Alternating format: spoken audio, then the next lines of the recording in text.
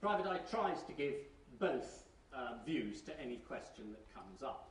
And as a service, we reprint letters from the major newspapers, from The Guardian and from The Telegraph. This summer, it was the Olympics, which was a very big talking point. And we managed to print letters from both sides of this. The first was a letter to The Guardian. Hold on. Lewis. I do beg your pardon. What we call a slight technical hitch. First was a letter to The Guardian. From Barry Spartfield, Parts and Events Director, Haringey Leisure Services Division, part of the Haringey Council family, Haringey, working for you. Dear Sir, along I feel with all your readers, I felt totally and utterly sickened by the so-called handover ceremony in London to London. Oh, I'll stop that again. Sorry, bollocks. Bloody amateurs. Ever national of all places. Dear Sir, along I feel with all your readers, I felt totally and utterly sickened by the so-called handover ceremony to London from Beijing. Have we nothing better to show the world as a symbol of Britain's vibrant and pluralist multicultural society than the sight of the Tory buffoon Boris Johnson parading across the world stage as an epitome of effete and outmoded elitism? Where were the reggae bands and rap singers who have made the Notting Hill Carnival the envy of the world? Where were London's celebrated gay policemen marching with their truncheons proudly held high for their rights to marry each other? Where were our world-famous wheelie bin inspectors? Quite rightly handing out penalties for overfilled bins. And where, above all, was the supreme symbol of all that modern London stands for, Mr. Ken Livingstone, surrounded by his treasured newts.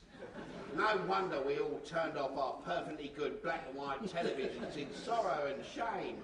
What a sad contrast to the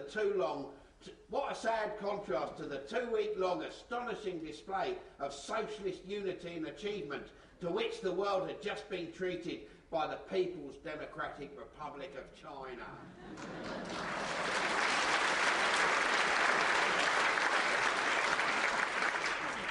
The letter to the Telegraph was slightly different. From Sir Herbert Gussett, the Old Velodrome, Adlington, Cheshire.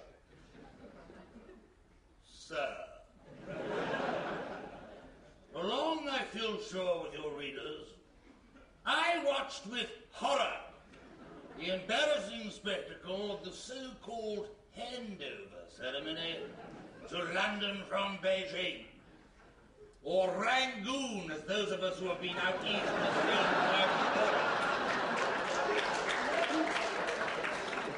have we nothing better to show the world as a symbol of British achievement than a double-decker bus on which cavorted the yobbish Mr. Beckham, kicking a football, and a half-naked popular female singer whose name mercifully escapes me, accompanied on the electric guitar by a German gentleman whose only claim to fame was to have invented the Zeppelin airship.